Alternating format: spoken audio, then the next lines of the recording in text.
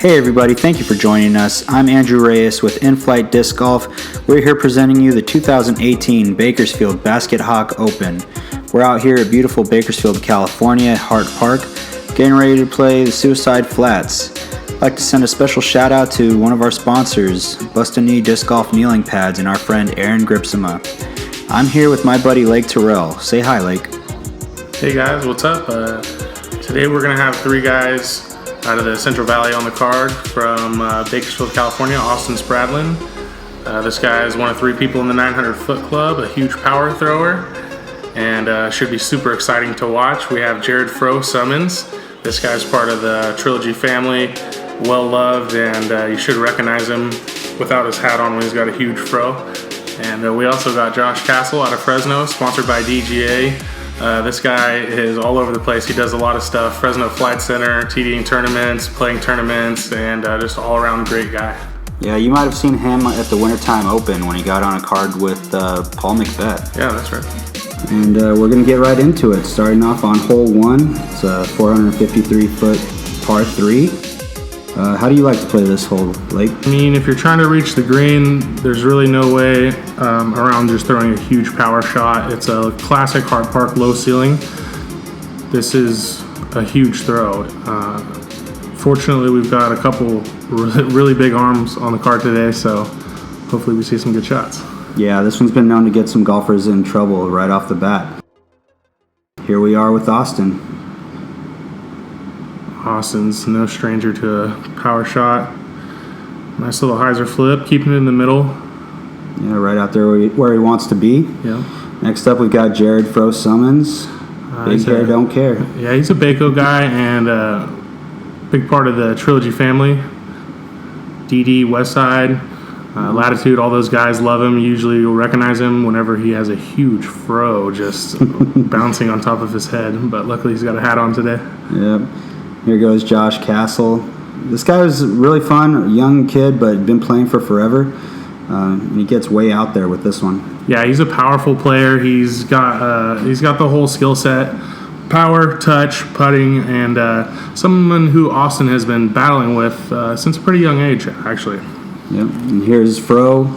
It looks like he turned this one over a little more than he wanted, but he's going to give himself a look at par here.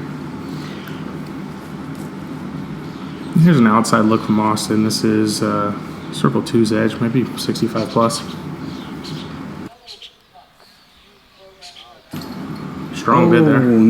That one just hits the front of the cage. Good look for him. And not too much closer is Josh. Gives it a bit of a bid, but leaves it up just a little bit short. He should have no problem with that one. Yeah, no shame in walking away with a par on this one. And I think that's what Fro's trying to do here. Looks about 20 feet or so. Oh, a number plate. Man. Yeah. Hey, shout out to Peanut and all the guys that made this course look great. These baskets look beautiful.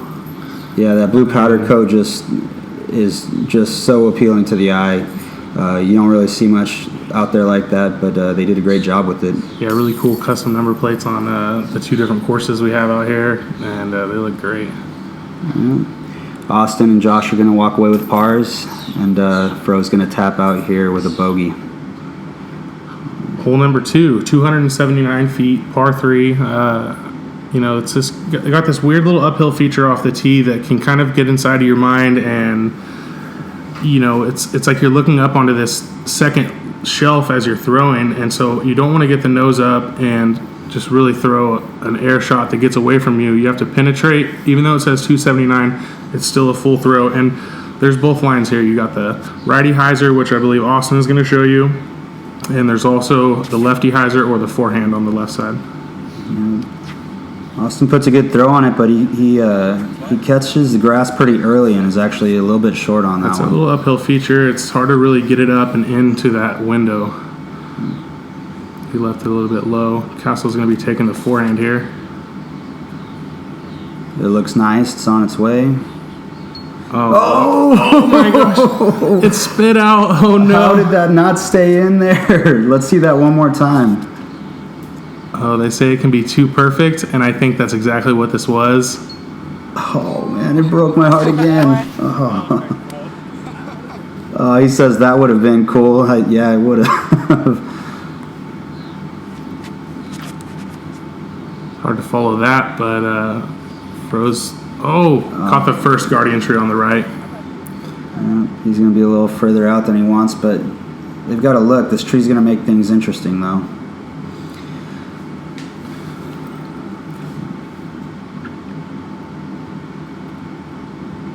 There's Fro digging in, lining it up.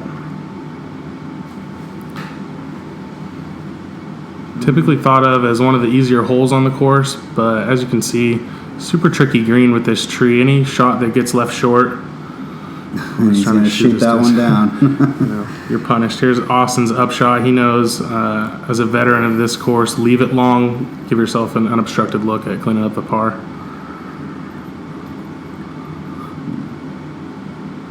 Here's Fro just tapping it out. No problem there.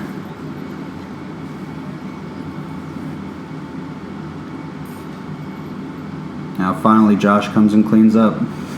Wow, what a great shot. Hole 3, 447 feet, par 3.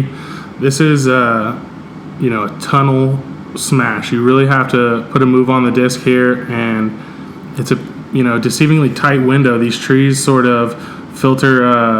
It makes it hard for a disc to filter through. Whenever you hit the edges of this fairway, they'll knock you straight down. You really have to hit it right down the middle, turn it over just a bit, and hopefully give yourself a putt.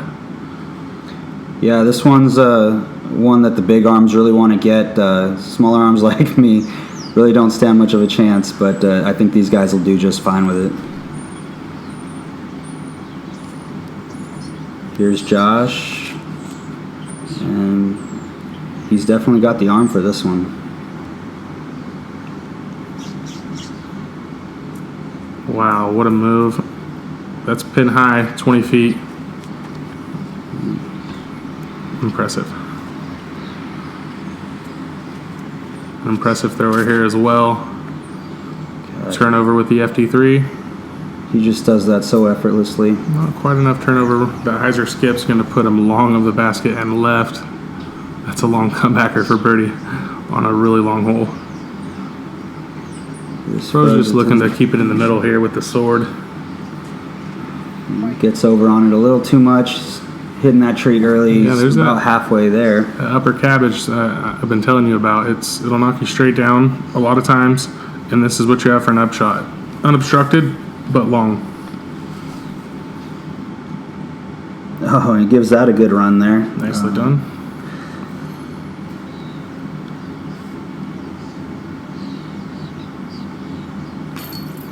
Oh, Just that was a good side. bid there. Rattles the chains, but unfortunately doesn't stay in there. Here's Josh's birdie attempt. Wow, clean stroke there. Yep. Easy birdie. Off to an early lead. That's a good way to start. Fro makes a nice putt there for par. Austin's going to clean this up after a good birdie attempt. On to hole number 4.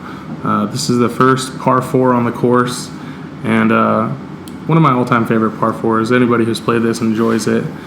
You can sort of pick your poison: left gap, right gap. The drone's flying the right gap here, and anywhere near this area coming up is the typical landing zone, and you're left with usually about a 300-plus foot shot that looks about like this, and traditional low ceilings.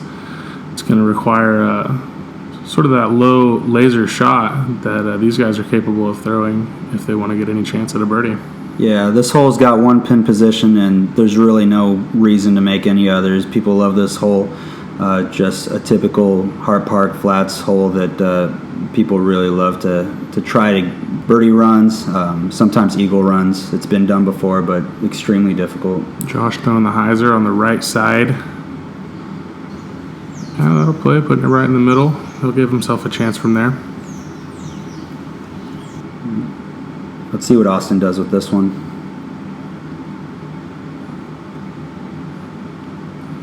I think he's just trying to smooth one right in the middle, get over those bags that some idiots left in the fairway there. And that may or may not be my bag.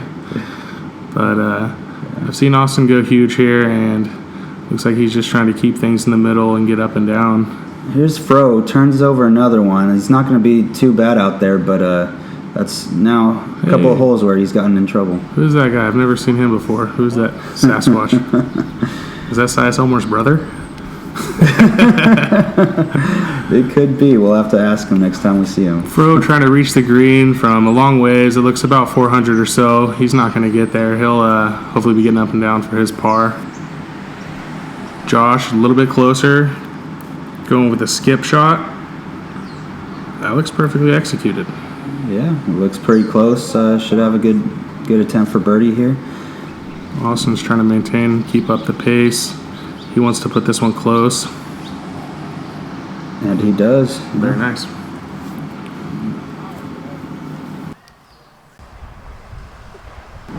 Josh looks a little bit shorter than what he probably wanted to be, but he should have this no problem. Yeah, on a long par 4, you throw 2 good shots, you got to make a good putt.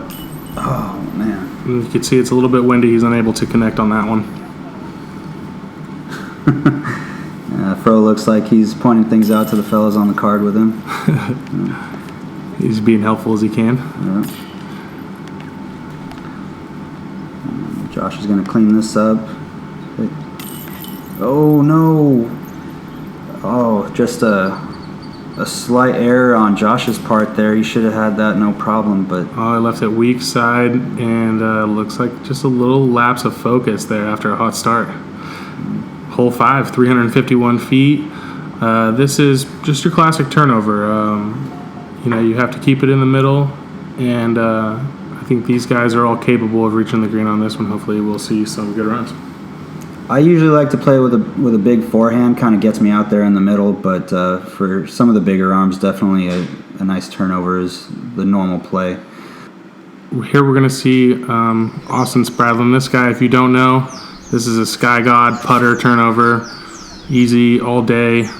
This guy is one of only 3 people in the 900-foot club, so he's going to make some things look real easy. That was a putter shot, ladies and gentlemen. That is not to be attempted by amateurs. Mere humans. And Fro's going to show us the human line, trying to put a driver out there and get it to turn all the way into the green. He's going to hyzer out a little bit. He'll have a long putt from there. Josh is going to throw his aftershock on this one. And it looks like he's going turnover as well. A little tight, but I think that's on the dance floor. Fro's got a look here. Let's see what he does with it.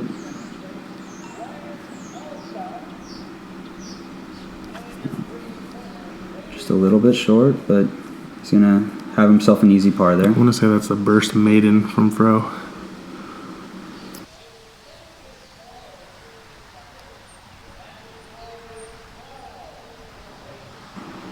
Maybe. Josh taking his time here.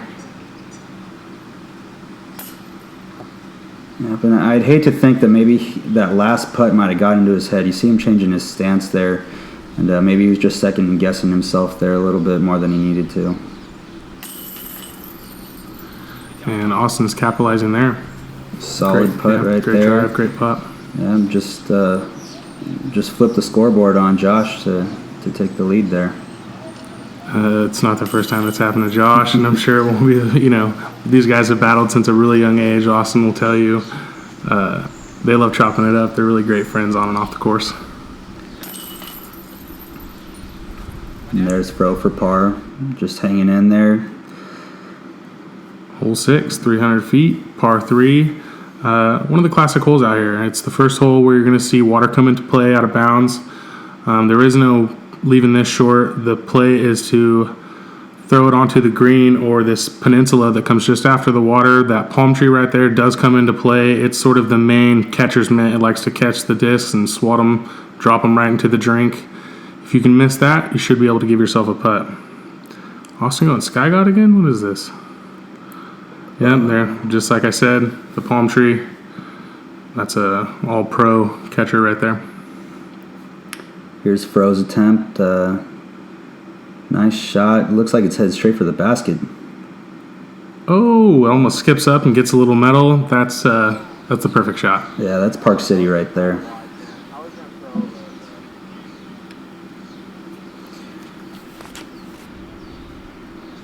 Here goes Josh. Nice follow through. Oh, clips the leaves on the branch, on the palm there, but his result was a little more fortunate than Austin's.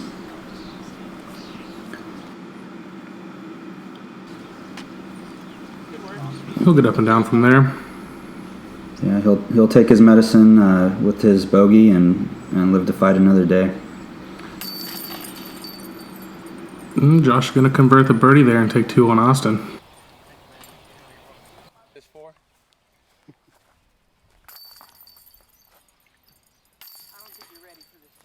Fro's getting her back to even there. Nice shot. And on to hole number 7. 372 feet. This is a classic hard park hole. More low ceilings. It's a low penetrating shot is going to be the one that gets you to the green. A flat to hyzer shot. And hopefully you can get some ground play. The greens are, the fairways are moderately fast out here. Some places grab a little bit more and some places skip a little bit more. But I think all these players can reach this green, so hopefully Fro's able to start things off here with a good shot. Yeah, he's going to go roller on this one.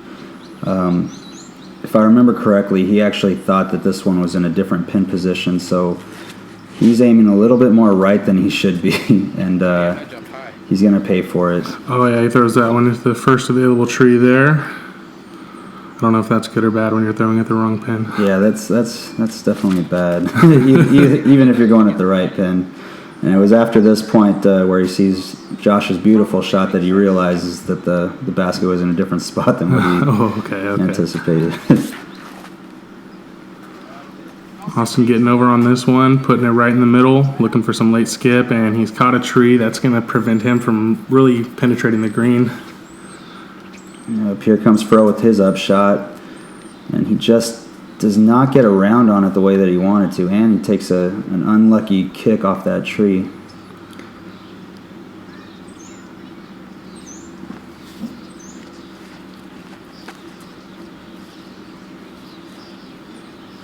Hopefully he'll be getting up and down for the bogue. Yeah, that's just a bummer because he fought to get back back to even, and now he's giving that stroke right back. Ooh, Josh almost takes one there on the long birdie attempt. Austin should have this one. Oh, he left it low. I never really gave it a chance. There's him expressing some frustration.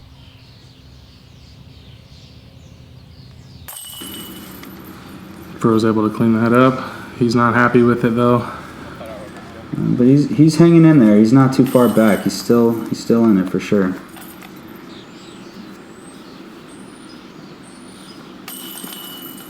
Josh will clean up his par.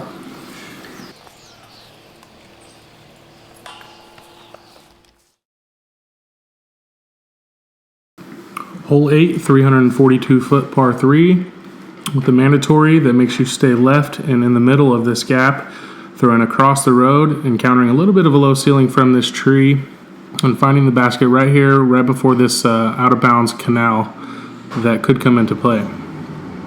Yeah, with these guys, that's got to be something that they take into consideration. This is kind of one of those shots where you can just pick that disc that you like to throw straight and throw it straight. Keep it in the middle, backhand, forehand, however you want to do it. And this looks pretty good from Josh if it can get under that ceiling, which it does. Yeah, he's back with that aftershock again, and he just puts it right there. Wow, that was great. Austin going Sky God, I believe, here. Yeah, he went Sky God there, and I think he was second guessing that choice after the result. He did leave it up a little bit short. This is Fro with the sword. Looks really good. Get some good flex out of it. He's probably 40 feet out, but he's got a good look at it. Yeah, not a lot of ground play here. This is a pretty lush green. This is Austin from about 50. Oh, and he gets that one. Wow, nice putt. Yeah, let's see that one more time with the rewind. Austin's putting with the P-line P2s. Goes yard from 50, nice. Yeah, and as he runs up, he's actually telling our catch cam guy there, I told you I'd get that one. He's a confident guy, of course. He knew he was going to get it. Oh, froze. A little booty shaker on the right side. Unable to collect that one. Yeah, unfortunately, shaking doesn't really put it in for you. Stress-free putting from Mr. Castle. That's really nice. Yeah. Fro clean that up going into the 9th hole here. Oh, the 9th hole coming up, sneaking up on us. 408 feet.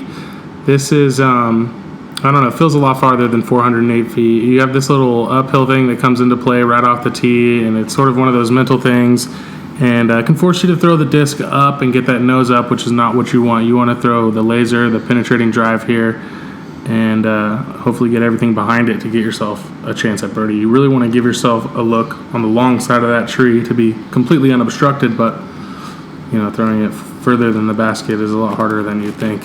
Yeah. Sometimes what happens is exactly what Josh did here. Like Lake was saying, that mental play just forces you sometimes turn it over more than you really have to. Yeah. Unfortunately here, I missed this shot, but my catch cam guy jumps in and saves me. Looks like Austin grip locked it, threw it on the right side pretty wide, but he didn't touch anything, so he went a long way the wrong way, kind of. Yeah, that's a man's throw right there. Yeah, no doubt. Here comes Fro. Gets it up probably a little bit higher than he wanted to. He's going to be quite a bit short. But, yeah, that's that uphill coming into play right off the tee box.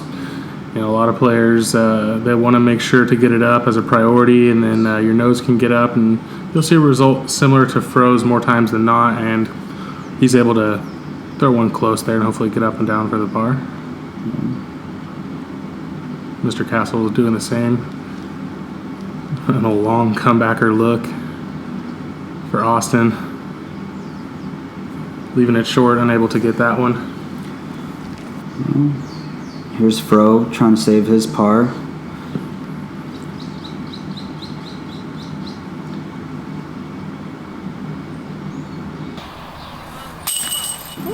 Ooh. Oh, and how does that one happen to stay in? Let's see that real slow. This is the elevator ride to the basement. Oh, yep, thank you. I'll stay here. Just teeters there for a moment. Plays with the heartstrings a little bit, but it holds on. Josh for 3.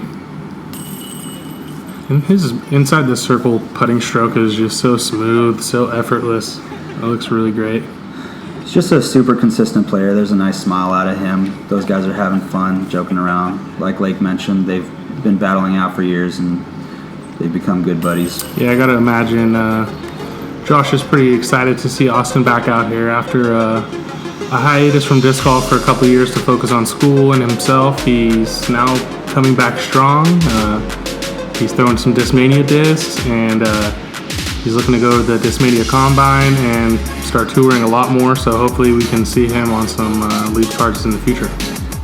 Well, that's all we've got for you guys here, but be sure to catch us on the Back Nine and click subscribe and follow us here at In-Flight Disc Golf on YouTube and on Instagram. And we'll see you guys next time. Thanks.